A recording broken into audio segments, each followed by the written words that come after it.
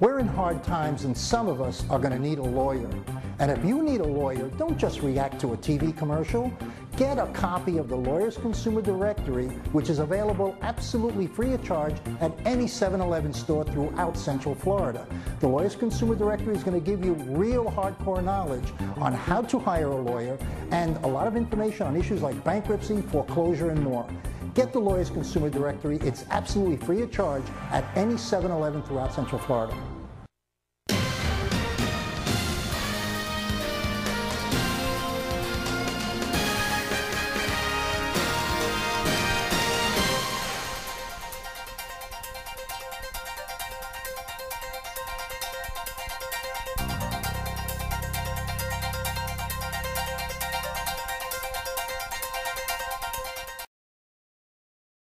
Hi, I'm Danny Ramos, and welcome to this week's edition of Hispanic Speak Out TV, brought to you on Bright House Cable for the past 14 years. We talk about community issues, and we are number one when it comes to talking about politics on the I-4 corridor. With the elections coming up, stay tuned to us because we're going to tell you things that you can only learn here on Hispanic Speak Out TV on Channel 49 every Tuesday night at 9:30 p.m. Jose, my co-host, we've been together for a while now, and he's a Democrat. I'm an independent, and we have some heated discussions sometimes, but always with a positive outcome to bring you information about the community. Let's talk about, Rick Scott appointed a Hispanic who is now the lieutenant governor. Tell us a little about what you think about him. Well, he appointed... And this appointment was just now, right? It was this week. Yesterday. Okay. Yesterday, he appointed Carlos Lopez Contreras, who is a Republican out of Miami-Dade. He's Spaniard. He's from Madrid, and his MO, his pedigree thus far, is that he is everything Rick Scott would want him to be. He believes, so you're saying he's a Rick Scott clone, he's a Rick Scott clone, but he speaks Spanish. He speaks Spanish. Well, he believes in when you remember when our beloved Rick Scott wanted to... I'm so glad you said our beloved. Our beloved That's Rick affectionate. Scott, yeah, that's affectionate. That he wanted to follow the Arizona type way to handle immigration, for example, and other attributes of the Arizona law.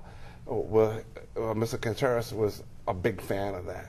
He's also a big fan of big business, and he's also a great fan of cutting back at the educational system.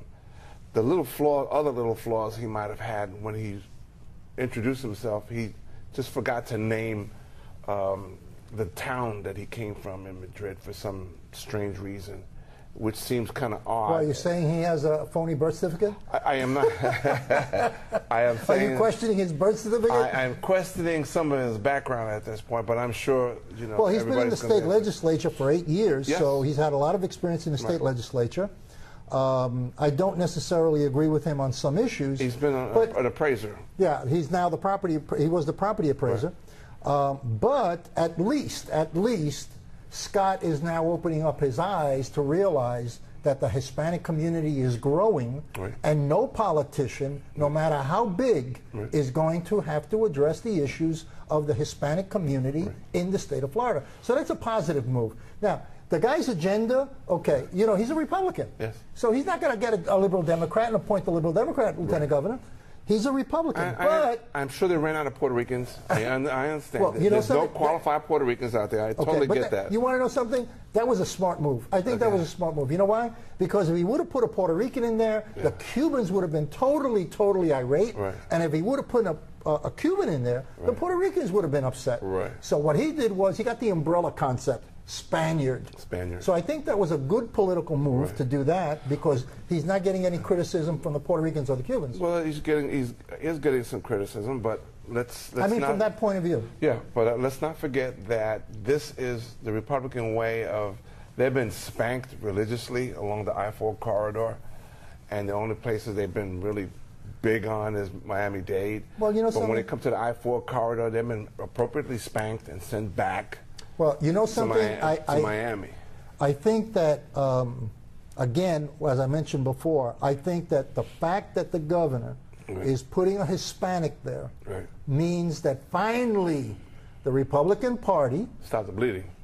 stop the bleeding, Stop the okay? bleeding. And finally, they recognize that they have to address the issues of Hispanics who have been here for 200 years before George Washington was born, been in the state of Florida. Okay. They have to address those issues. So I think that's a good thing.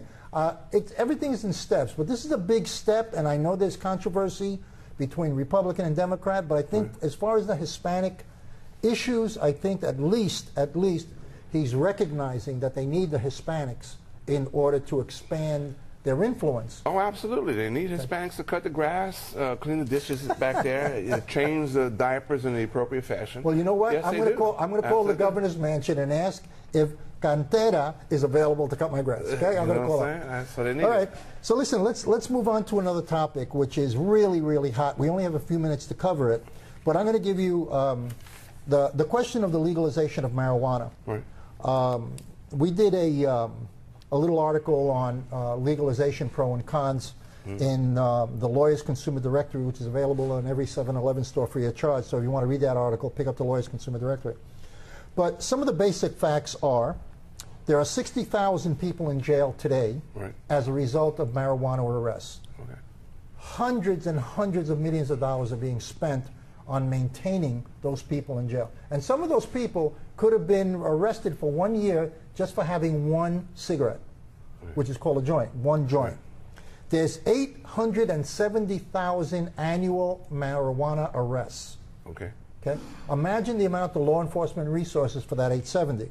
So you're saying we should just ignore the... No, the I'm just giving you marijuana stats. Okay. I'm just giving you stats. All right, just check. There are approximately 70 people spending life sentences in jail right now because of marijuana. Now, the big issue is that we have states right now that have legalized marijuana, like Colorado, which California. is also having a slight little problem with it. They're going through a learning curve. Right. Washington.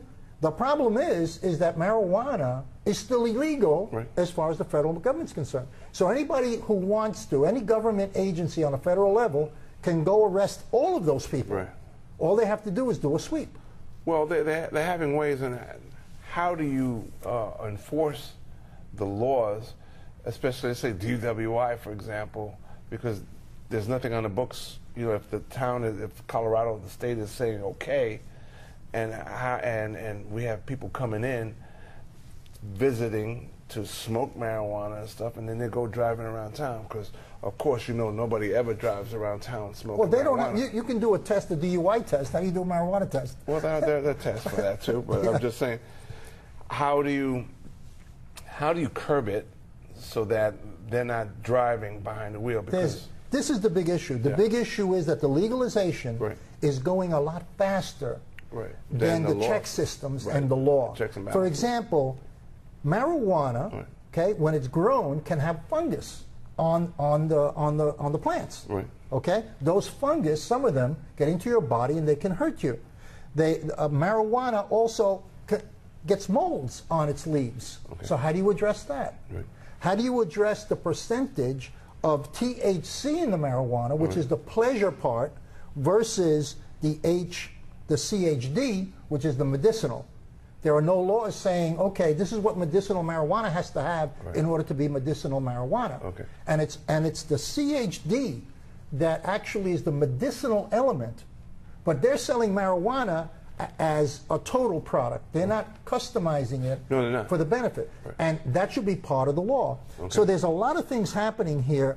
The other thing too is, how close do you think we're here in Florida is Rick Scott to smoking marijuana? I don't think that this is going to pass. I think that, you know, John Morgan has been pushing it. There's a lot of people, business people, pushing it. And you have to look at suspicious of the agenda. For medical reasons. Well, if they're pushing it for medical reasons, I have yet to see them say, okay, in a TV commercial or a radio commercial, we're only going to have 10% THC and 90% CHD, which is the medicinal part. Okay, nobody's ever said that. Okay, and you cannot have medical marijuana without the CHD in a major proportion. Nobody's done that. Is that in the law that's being proposed? No. No. So there's so many things here. The other thing that bothers me about this law is that nobody is addressing the social aspects of this law. We have a predominantly negative situation with blacks and Hispanic youth unemployed. 50%. All right, in some areas, more than 50%. Okay. So what happens? I know that marijuana is a relaxant. Yeah, It also lay takes back. you lay back. Yeah. It also takes your motivation away. Okay. So what happens when you have chronic unemployment with youth, Right. and they start smoking more and more and more? All that that's going to do It's create money. is going to create money for the seller, Right. but not for the user. Which will be the state. Right, but not for the user. Okay. Because I think it is going to create. So you think the state is concerned about that? No, I think somebody should be concerned about it. I know, but the state isn't. Oh, well, then there's I don't got to think be a the state- senator out there Right. or a state rep who has to be concerned about Right. the implications for unemployed youth who are going to lay back. I don't have a job. Let's go smoke all day. But let's, and then let's tomorrow go is back. smoke all day. I've seen it. Marijuana's been around since the beginning of time. Well, I know that. Okay. You know, I know it, in the 60s it was very heavy. It came out of the closet. It came out of the closet. A whole generation. Yeah, it started in the 1930s. That generation right now are CEOs and stuff. Yeah. Okay. Well, right now, just to let you know, 70% of baby boomers, Right. according to AARP, Right. 70% want medical marijuana. I saw your name on the top of that, by the way. Hey, listen, you know, Okay, just let for me- medical, I got no problem. I think there should be major restrictions. The law has to be very well defined. Okay. Okay, and it has to be controlled by the government. This is also an entry point for organized crime, like they did with alcohol in the 1930s. As soon as it was legalized, organized crime was all set up for it, and they became the major importers. Anyway, we've run out of time now.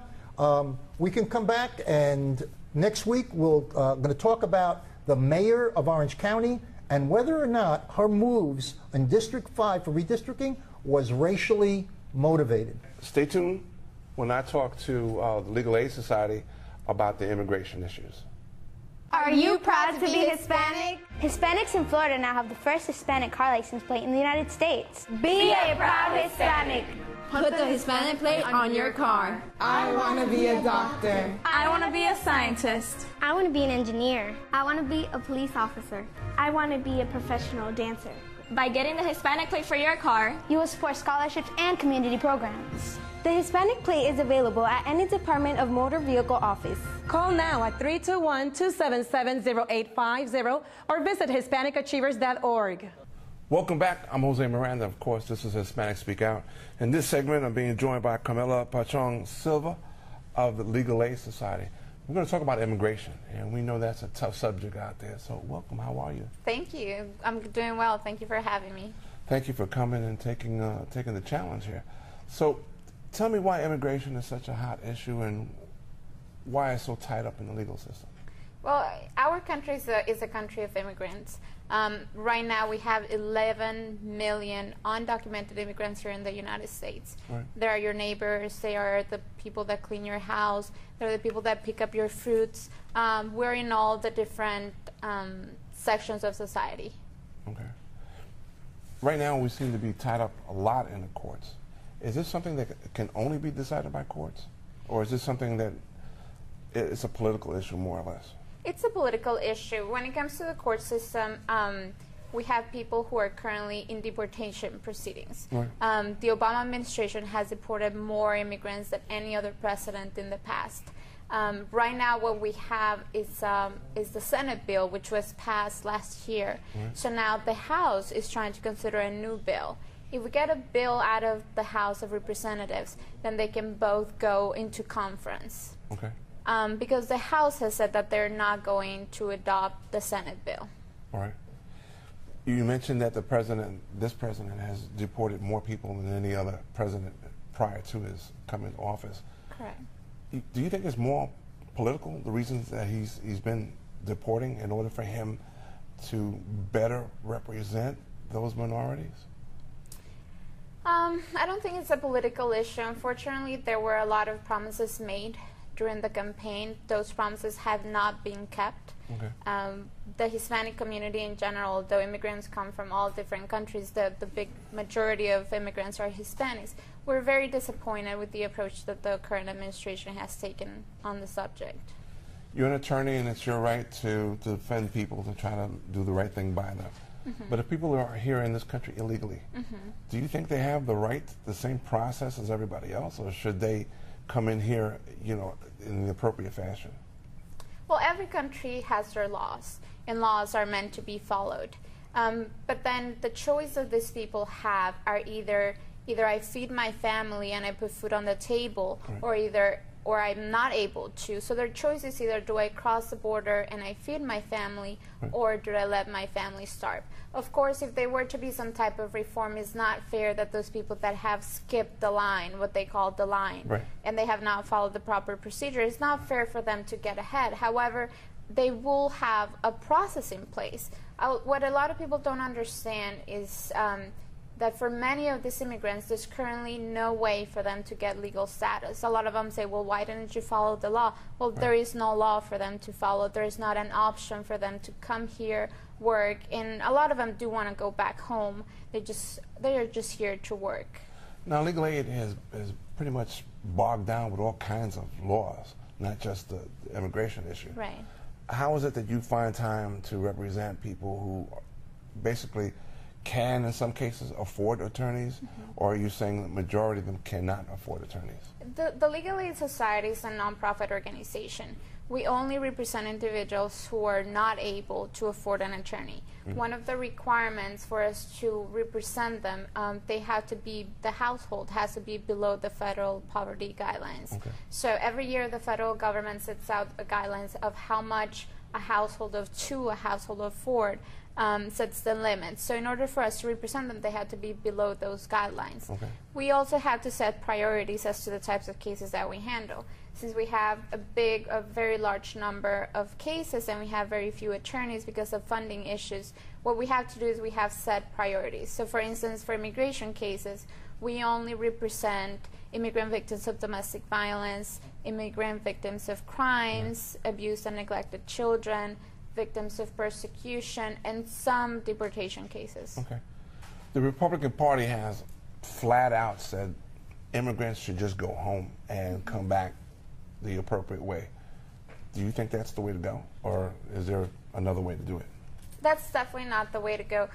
We have seen some changes in the Republican Party. I think that Republicans are beginning to understand that we're part of society, that Hispanics are part of society, and many people who are able to vote are keeping track of the debate, and they will remember how they voted when election comes around, and we will remember how they voted, whether they were for or against immigration reform, and at least I know of several people who will keep this in mind when they go cast their vote at their next election.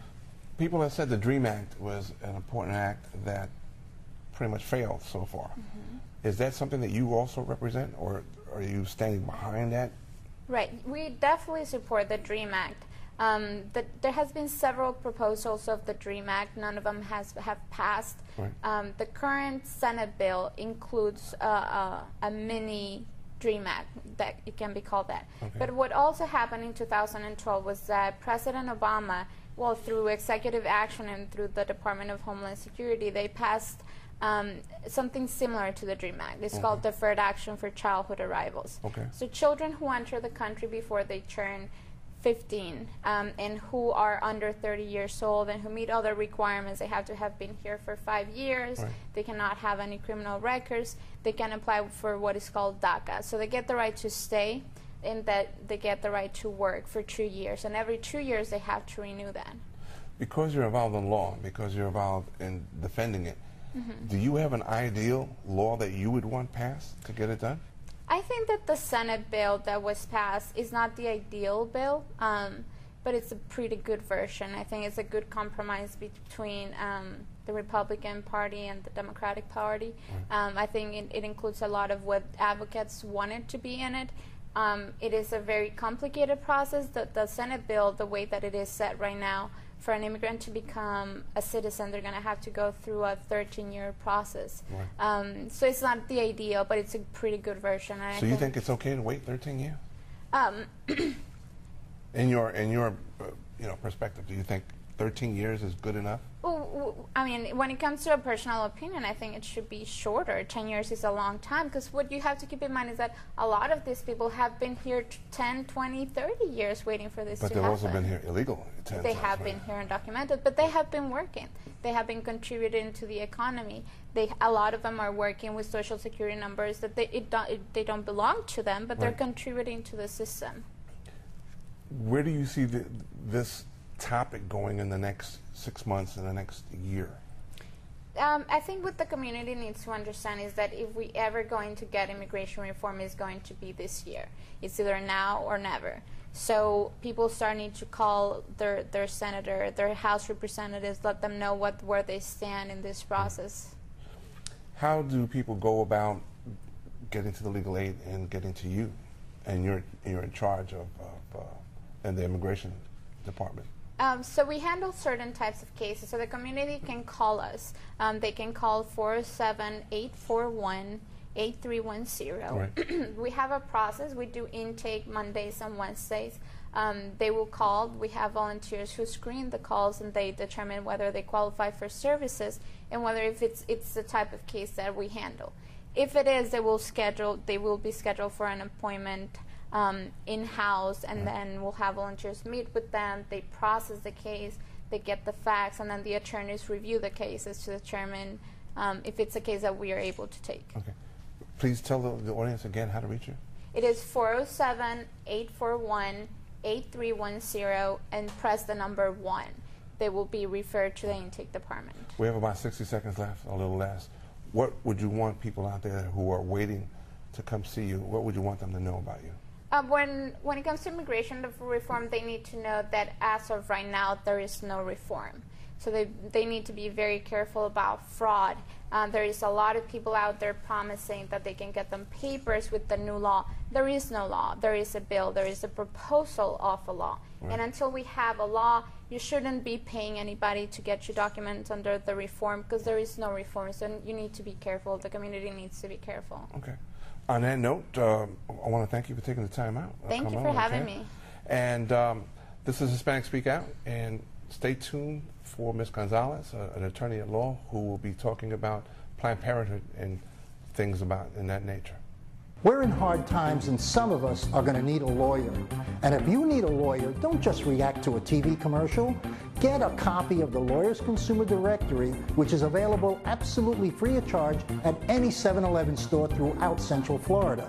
The Lawyers Consumer Directory is going to give you real hardcore knowledge on how to hire a lawyer and a lot of information on issues like bankruptcy, foreclosure, and more.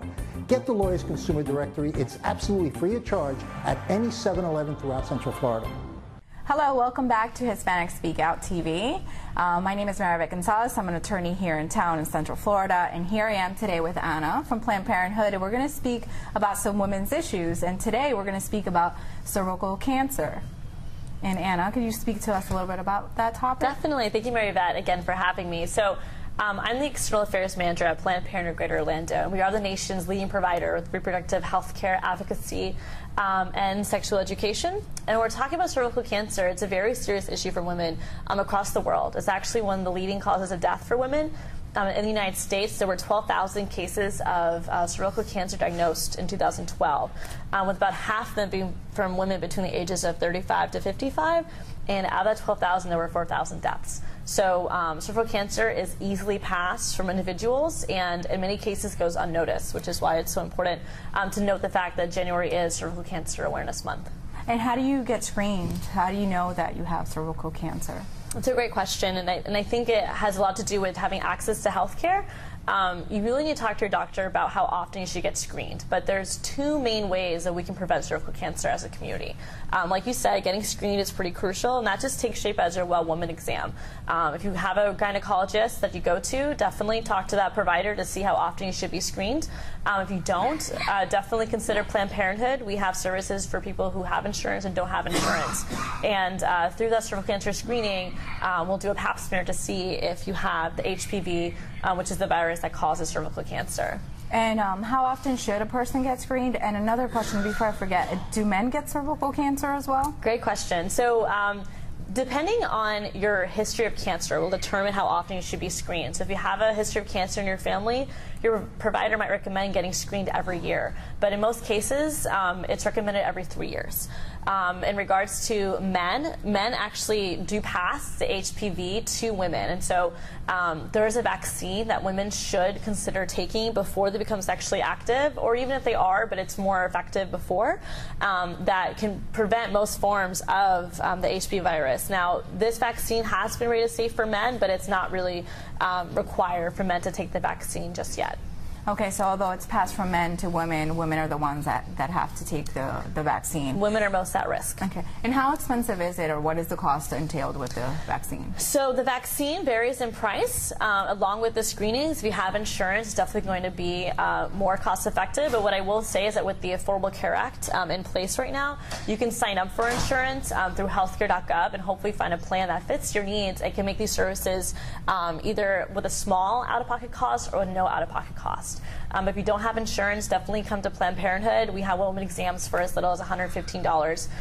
That includes not only a cervical examination but a breast examination as well, and that's if you do not have insurance. How about teenagers? What do they do if they? That's a great question. So, like I mentioned before, having the vaccine, the HPV vaccine, is much more effective prior to becoming sexually active. And so it is a conversation for parents and guardians to have with their young people because, having the vaccine beforehand, it's long-lasting. You don't ever have to have it again. It's a series of 3 shots, and once you receive them, you are very, very safe from acquiring cervical cancer. If a teenager goes to, for example, Planned Parenthood, it goes with a parent and gets checked, are mothers usually hesitant with regards to the vaccine? The vaccine has a lot of media around it, not all being positive, because there have been some cases of parents thinking that it can be really risky.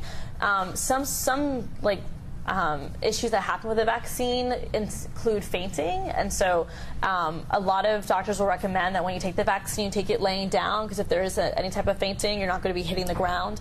But overall, the HPV vaccine is very, very, very safe. But it's just about having that conversation with the parent, because there's always this stigma around, if my children takes the vaccine, will they become more sexually active? And that's not even an issue, and it's not the conversation that we should be having with our young people. We really want to be talking and focusing on prevention overall. Well, thank you, Anna. It was great to have you here on our show, and it was great information for our viewers. And if you get anything out of this message, please get checked, and we will see you next week. Thank you.